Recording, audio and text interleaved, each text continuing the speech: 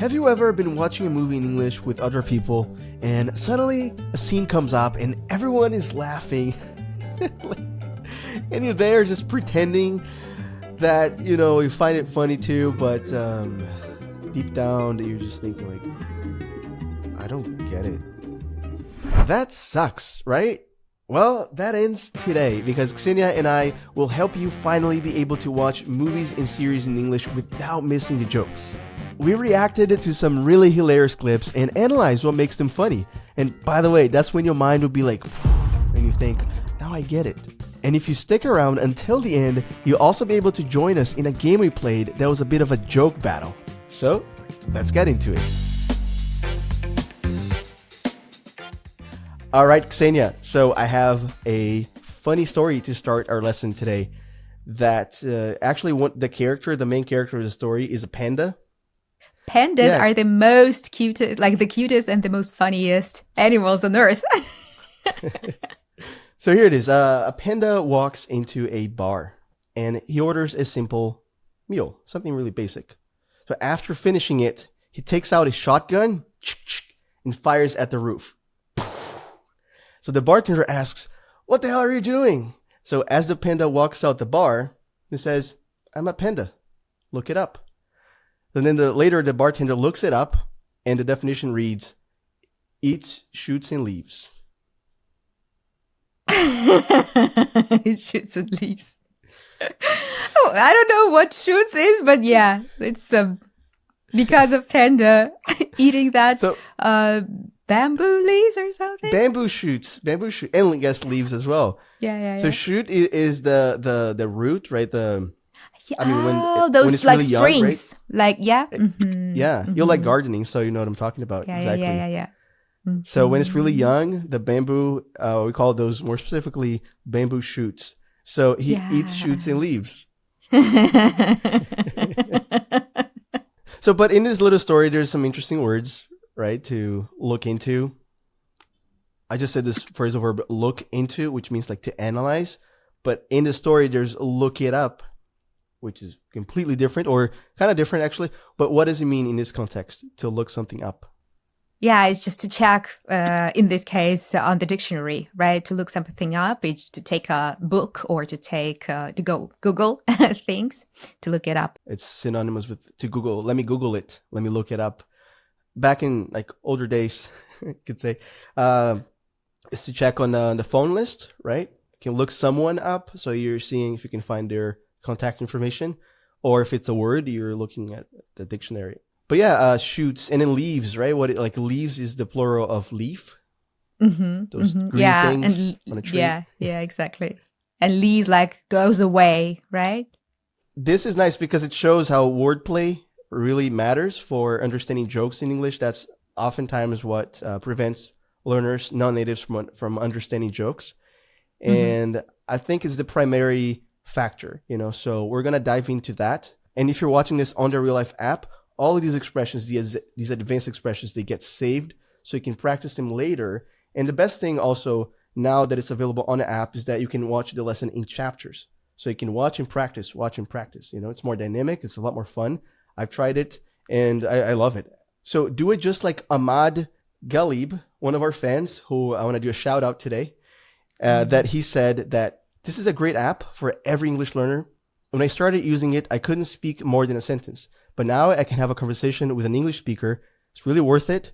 Thanks for Life English. And special thanks to Izzy, Ethan, and Ksenia. Ah, yeah. He actually said, ah, yeah, in the message. Thank you so much. And actually, like you can, you wouldn't, I just wanted to bring this up very briefly, that you wouldn't understand this joke if you didn't know the word shoot. Yeah, like for example, I forgot that it is called like shoots, those young leaves or those young sprouts, let's say, right? So as long as you know the word, you understand the pun. Yeah, and if you don't, use it as an opportunity to, increase your vocabulary, and then now you get it, then we'll get it. And look it up, right?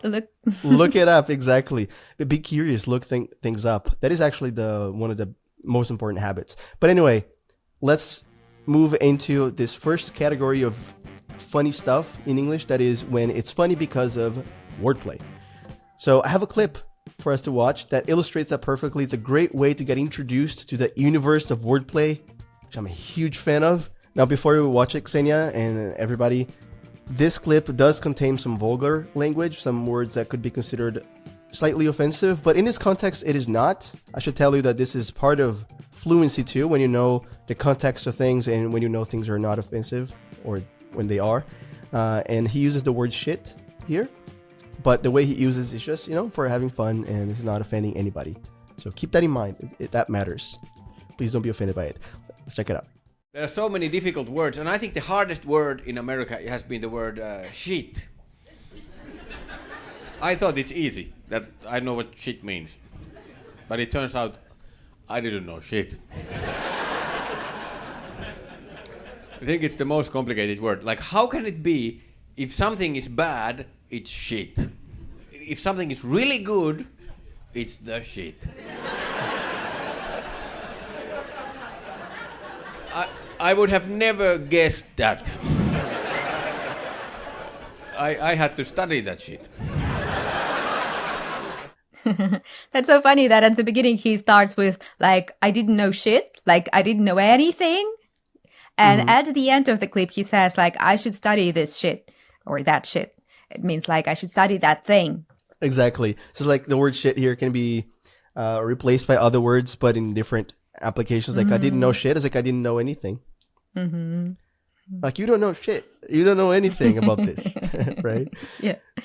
But what happens when you include the article, the shit? Do you remember what he said? Yeah. It means, like, it's, like, super cool. Something is real, like, really cool. Yeah, like, this movie's It's the shit. the shit, yeah? Yeah. Anyway, there's more. Check this out. If I give shit to you, that means that that I'm telling you off. But if I give shit, then I care.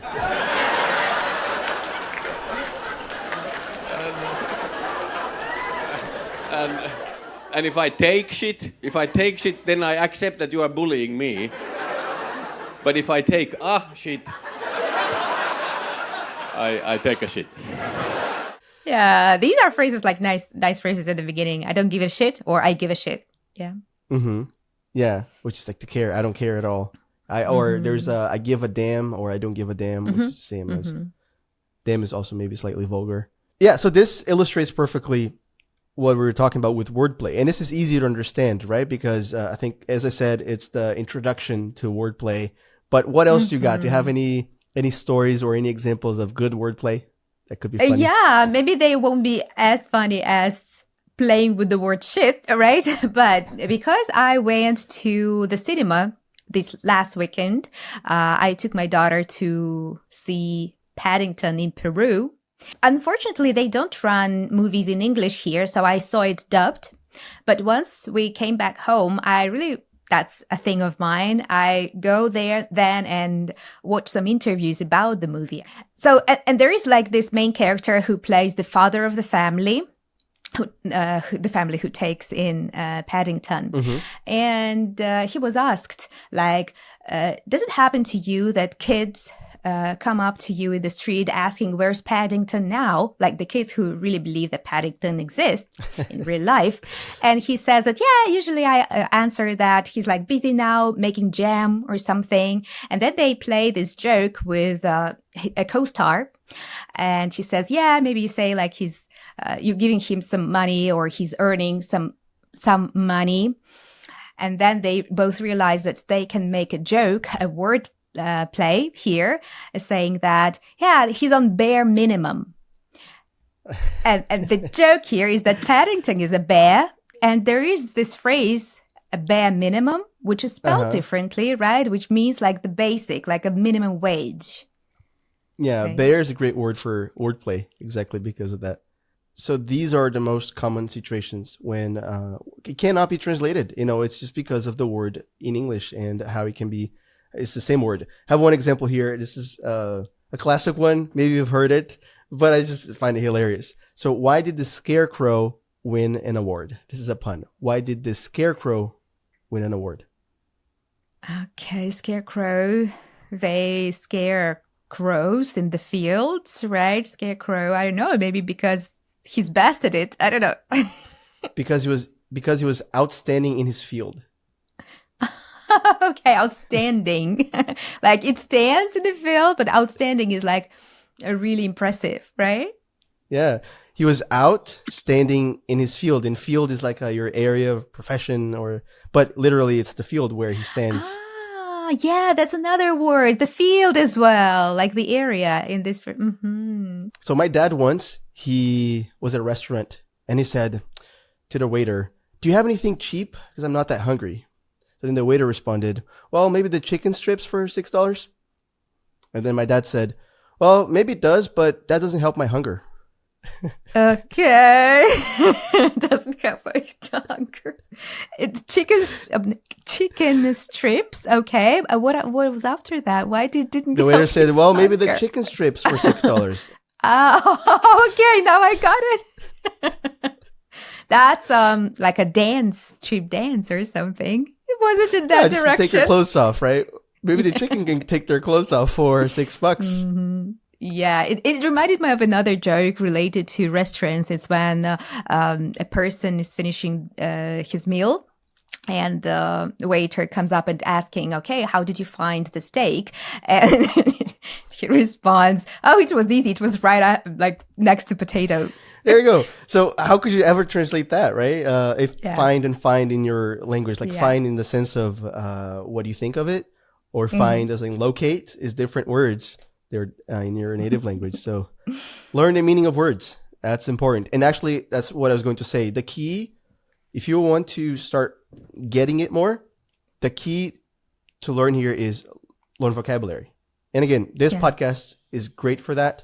And if you do it consistently, you start getting more jokes. You know, if you watch these lessons in practice with the vocabulary, as I already said, if you do that on an app, it's so much more convenient, so much more effective, and even easier because maybe you only have 10 minutes.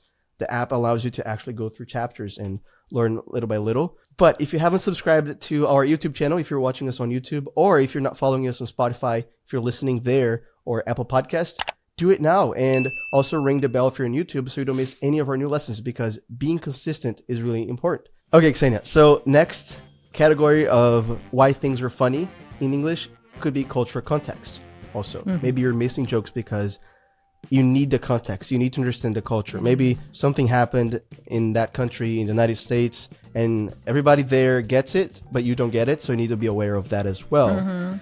Now, I have a great example here with a clip that maybe you guys remember from a previous lesson we watched Trevor Noah in his show. So in this clip, Trevor tells us the story of his first time flying to the United States. And being from South Africa, he always wanted to experience the African-American culture in person. So this is from the same show, but a different part of it. That's really funny. And it has some jokes that you need to understand the culture in order to get it. Check it out. I took the first opportunity I could. Bought myself a plane ticket from South Africa, and I said, I'm going out to America. I'm going there, and I'm going to be black. And I got on that plane. It was an 18-hour flight, 18 hours of non-stop flying. And I sat there in my chair, and I spent every moment practicing being black, just practicing. I was like, I'm not going to mess up this black opportunity. I just sat there, just working through everything. I was watching every black movie and TV show, just going through it. Yeah. You know what I mean? Yeah. King Kong ain't got shit on me. Yeah. What you talking about, Willis? I was grinding it. You laugh, but 18 hours of flying, and I landed in JFK, and I was fluent in my black American. For shizzle my nizzle, I was just... All right, so there were a few things there. I don't know if you caught it. Like that last one. What you're talking about, Willis? Do you know what that is? I heard it, right? It was an hour older podcast. I'm not sure where it is, but it's just like a boy saying that. What you talking about, Willis? Yeah, so it is from an American show from the 70s or the 80s, I believe. But that's it. And you can only get it if you know where that comes from. And also, I just wanted to mention there is some connected speech there. It's really nice. What you're talking about. Right? What you instead of what you. Or what are you? Anyway, but he said other things too. The other movie quote, like, King Kong ain't got shit on me. King Kong ain't got shit on me. The phrase is from Denzel Washington, the actor in his movie Training Day. Oh, where he said no. You that. see, I haven't watched it. And this show by Trevor Noah, by the way, is really funny, and he's addressing all of that. You know, this African American coolness. He is exposing it in a way that's really fun. You know, that is showing why things are cool. In order to get it, if you want to have fun watching this show, which I believe I don't know if it's on Netflix, but there are several clips on YouTube. It's on his own channel. So what else? He said he landed in JFK, the airport. Okay. JFK is the person, right? Kennedy, the what is his full name? But what was the joke here? Okay, he landed at JFK, the airport. So JFK stands for John Fitzgerald Kennedy, John F. Kennedy, which is the American president, but also the name of the airport. But I'm just saying, like, if you hear that, like, so I landed in JFK, if you don't know what that is, maybe you'd get distracted there and you'd lose, you'd miss what he would say next. Yeah, but another one, like, and actually what you were saying at the very beginning, like jokes that are related with culture, this is like a huge part, what learners see as an obstacle to getting those jokes because they're not just immersed in that culture. Right. And that's why it's so interesting and so helpful alongside learning some vocabulary, learning like just grammar in English, right? To learn some cultural stuff as well, to watch things, like you said, to watch movies or to watch some shows or just to be interested in history. For example, you know this Rushmore mountain, right?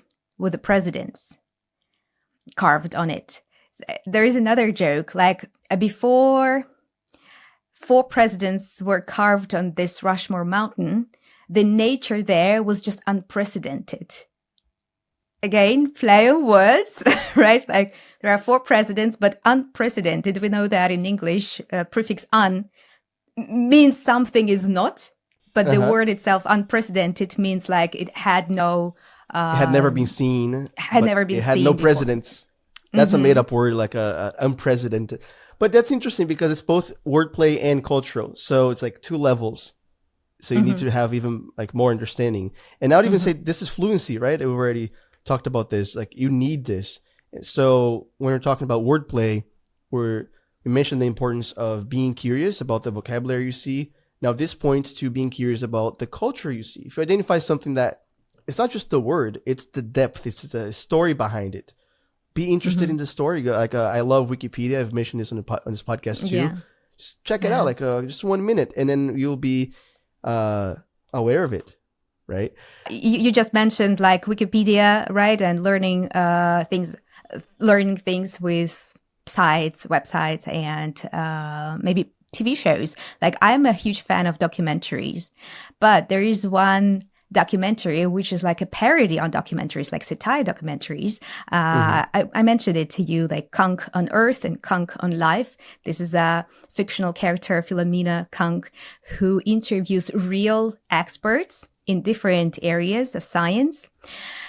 And she uses such a like deadpan humor. She asks ridiculous questions, and experts, they try, I think they were warned beforehand that she will be asking those ridiculous questions, but they kind of try to answer seriously to her. Explain the pyramids. It's obviously just big bricks in a triangle.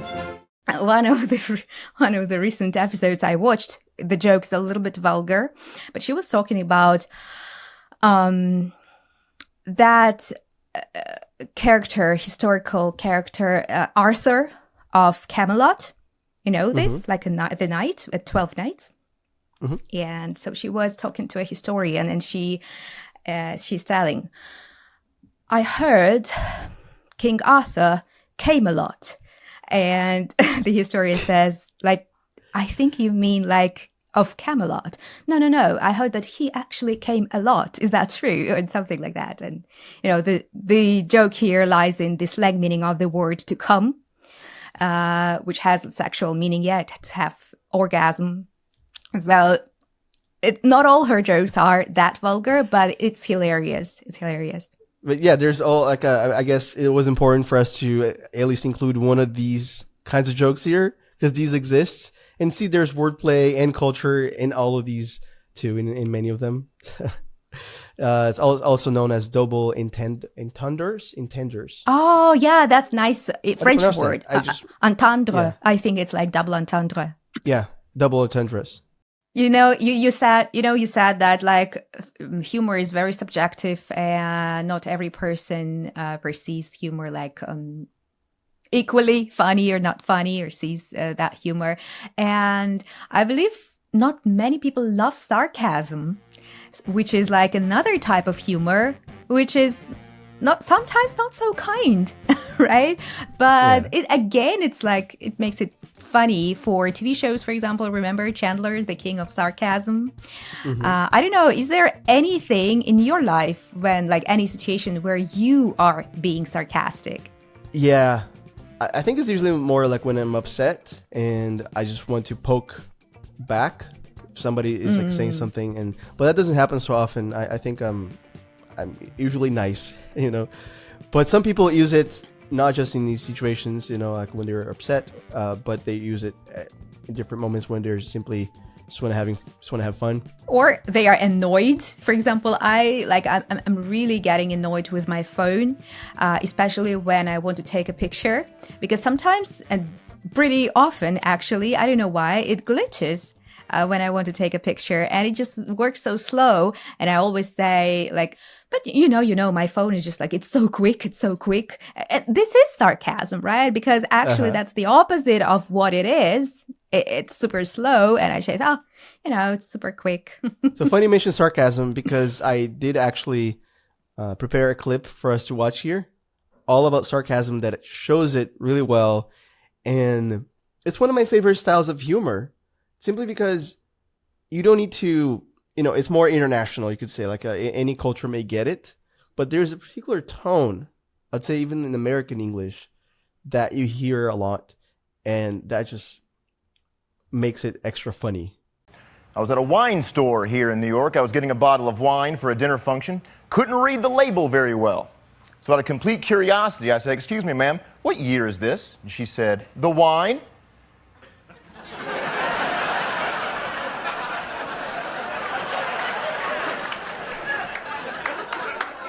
No, ma'am.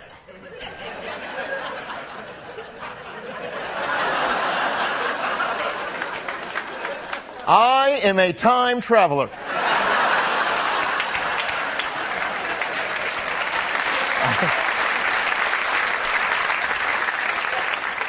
I am only here to beg you. Don't break up with your boyfriend.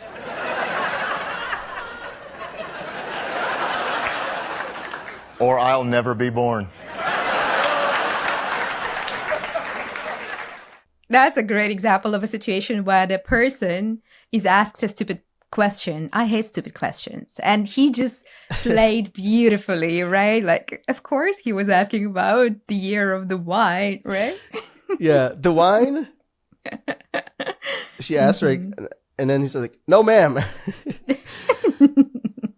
I don't like explaining jokes so much. I think it kills the fun. But just so it's clear, let's just explain it. So he said, "I'm a time traveler," because the question is he asked was, "What year is this?" Yeah. Yeah, like with the bottle. And it's like, "What year is this that we're living right now?" Anyway, amazing. So the thing about sarcasm is that in order for you to get it, you need to be aware of whether or not it's sarcasm. It's that simple. That's why in that TV series, Big Bang Theory, one of the characters doesn't get sarcasm so much, so they invented a solution for that. Yeah, his friends, that they would show a sign like a sarcasm, so he'd get it. So you just need to know that it's sarcasm. So have that option in your mind, like, is this sarcasm? If it is, just roll with it, and you'll start having a lot more fun with it because of all the absurdity. Because sarcasm tends to be more absurd, right? Like ridiculous.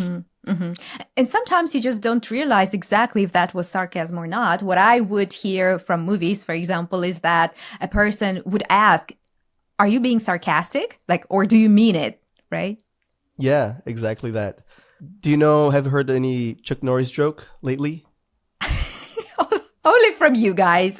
I don't know them, but no. Yeah, these are older, right? I guess they're from the internet. They are part of the internet culture, you could say. And they tend to be slightly sarcastic, to poke fun at something that was said. And as many jokes as puns, it has a setup and a punchline. Now, these are interesting words, by the way, to learn. So setup, in the case of a joke, is like you're setting up, so it's funny, right? You're building You prepare. You're preparing. building up. Exactly. And setup, the phrasal verb means the same in other situations. Now, the punchline is, in this case, it's more exclusively something about a joke, right? Something that is said at the end that'll resolve the situation, that'll solve it, and actually make it funny. Yeah. So usually jokes have punchlines. The shorter ones are even the longer ones because the joke is usually that very last sentence. Anyway, so I have a Chuck Norris joke here that goes like this. So why does Chuck Norris never flush his toilet? I think I heard something like that. Let me try it. I think I heard it. Because it scares the crap out of it. Yeah, scares the crap out of it. There's a lot in there. There's sort of sarcasm. I mean, it's not exactly sarcasm, but like you need to get that it's like responding to the question in a poking fun at the question. There's culture because you need to get like who Chuck Norris is. So he's this movie star, right? From the 70s, 80s, he'd make lots of movies. And people used to worship him for his badassness. He was really like being really cool in the way he would walk, in the way he would shoot, in the movies and all, and talk. His whole persona. And so there's culture and there's wordplay. Finally, the wordplay in it is really funny because why does he never flush his toilet? Because it scares the crap out of it. To scare the crap out of someone is to scare them intensely, right? To make them seriously scared. But it's also to scare, in this case, to scare the shit. We've been using this word on this podcast. the crap. The poo. It's another word for shit, right? Exactly, yeah. Scare the poo out of the toilet. Anyway, so we have these three categories that we just went through: wordplay, cultural context, and sarcasm. You want to get these? Get exposed to these. Learn more vocabulary, learn more culture, and be more aware of sarcasm by experiencing sarcasm. Like Ksenia mentioned Chandler from Friends. If you watch Friends, you get a lot of that, so you'll be able to notice when you see it. Now, I want to play a game with you, Ksenia, that will challenge us to tell jokes, and practice what we preach here. So this game is called You Laugh, You Lose.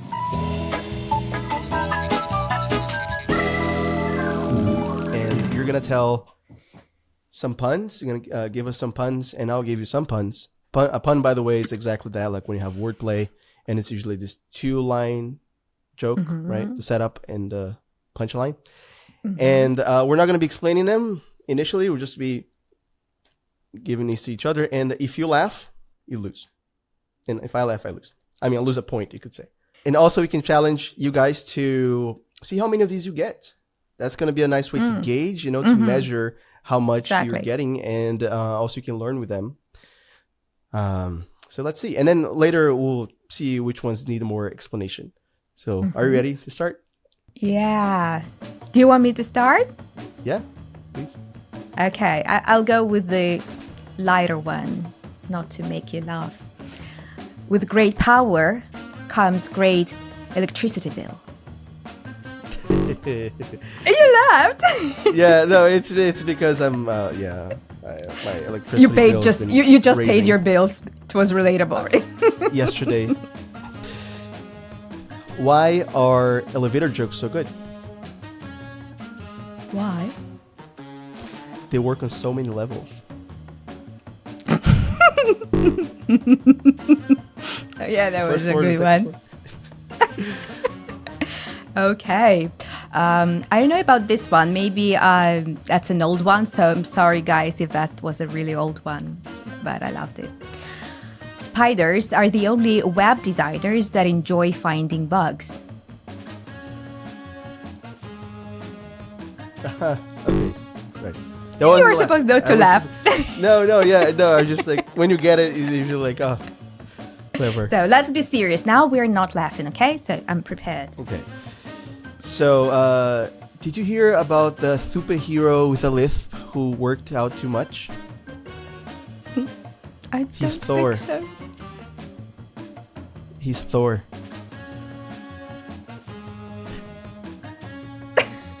He's Thor. What's that? He's Thor? He's Thor. This the superhero who have with a lift. He's Thor. Like it's Thor. Okay. I thought about Thor. But I almost didn't laugh. I tried to organize the hide and seek championship, but good players are hard to find. All right, Don't laugh. yeah, no, I serious face. Okay, what do you call a fish with no eyes? Fish. Okay. It's a fish. With no eye. What do you call a pig with 3 eyes? It's a bonus one for you. Pig. pig. Pig. Mhm. Okay. Let me Okay, you go. find one. I'm sorry and I apologize mean the same thing except when you're at a funeral.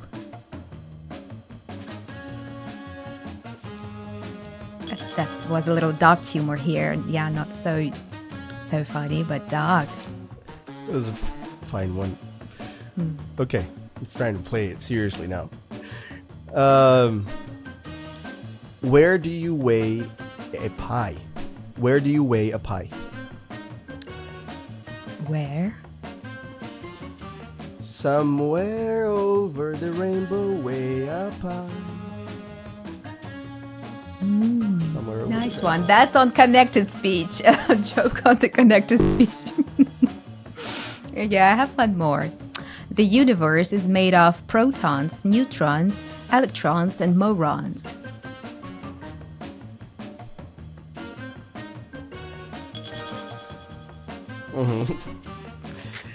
Yep.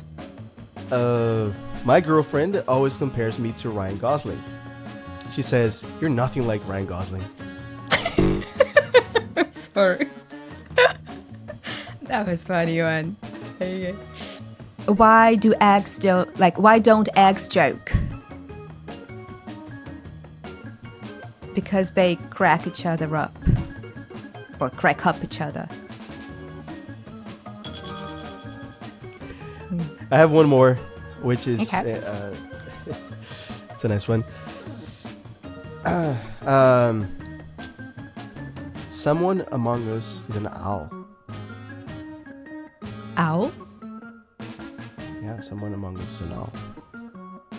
Someone among us an owl. Someone among us. I'm waiting for a response. So someone among us is an owl. Why? How? Okay, so you're not giving me. You should say who. Who. And then if you say who, I would just because they- narrow my eye at you like a suspicious like because you would say who like who. All right. Anyway, so some of our jokes there, some of our puns had some interesting vocabulary that I could just briefly explore here before we finish. Like the expressions too. Like for example, that jokes with the eggs, like they crack each other up. Yeah. So to crack jokes, that's the phrase first. And when the joke there is that it is so funny that they like burst Get or something, cracked. right? Like crack. Yeah. Get cracked. Because exactly like why don't eggs tell jokes, right? So that's the joke. Yeah. If they do, they're gonna laugh a lot, meaning they're gonna crack each other up. A lisp, man. That for me that's my favorite. You like Thor, right? You like the movie. It was very relatable to you. It's just class. It's just fine. Like did you hear about the superhero with a lisp? So a lisp is this condition of not being able to speak, to pronounce the letter S, the S sound. like lisp, you'd say lisp. So, for example, Mike Tyson, the famous boxer, he has a lisp. If you watch any interviews, you'll see that he speaks like this, right? When I think of a lisp, I just remember the cute guy from the Stranger Things with the lisp, the curly-haired one. Oh, yeah. There you go. So there's people who are famous and notorious for their lisp. And the joke is that the superhero with a lisp who worked out too much, he went to the gym too much, now he's sore. Or as the person with a lisp would say, he's Thor. What else? There was one with connected speech that you mentioned. I thought that was nice observation there. Do you remember that? It was like, where do you weigh a pie? Yeah, where do you weigh a pie? That was an interesting one. Again, from the linguistic point of view, connected speech. Yeah. Weigh Somewhere up. over the rainbow.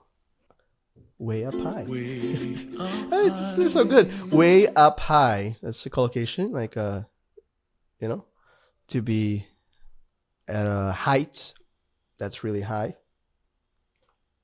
right? Altitude, maybe if you're talking about like a airplane or mountain, and that's it. Way up high sounds like weigh up high, just to measure how heavy it is. Yeah, exactly.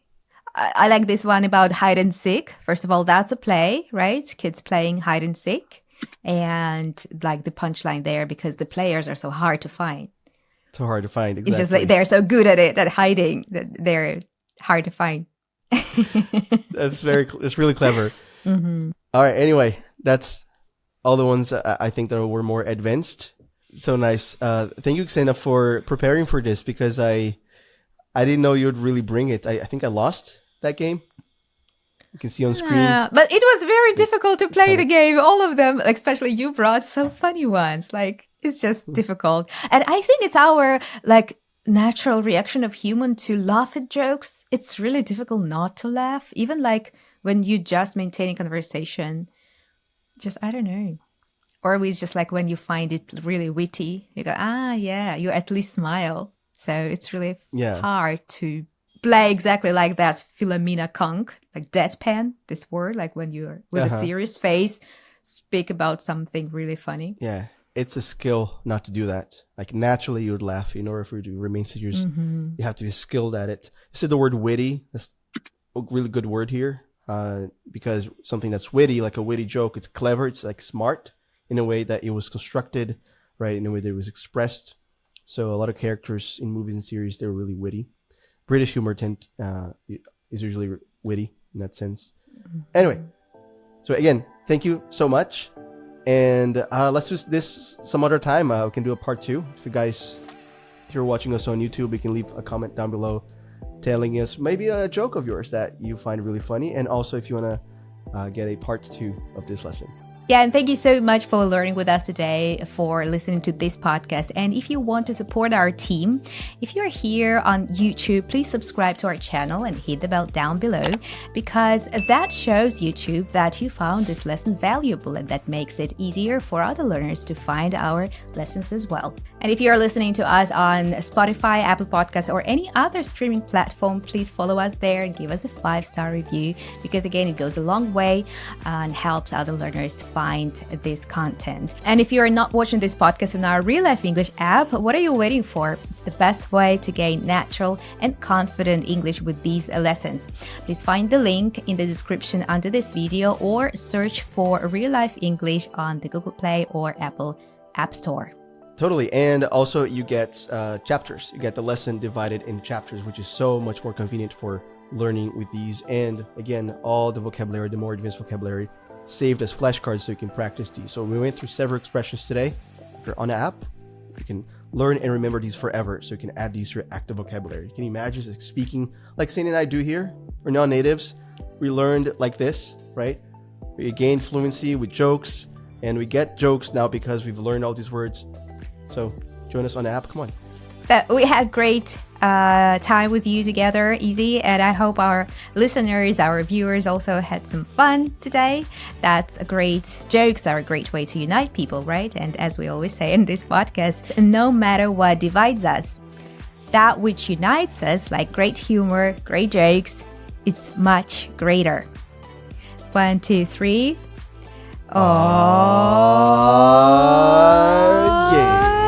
Yeah. Most people don't know this, but when I started teaching English more than 10 years ago, the experience that I had speaking was pretty much all by myself, alone.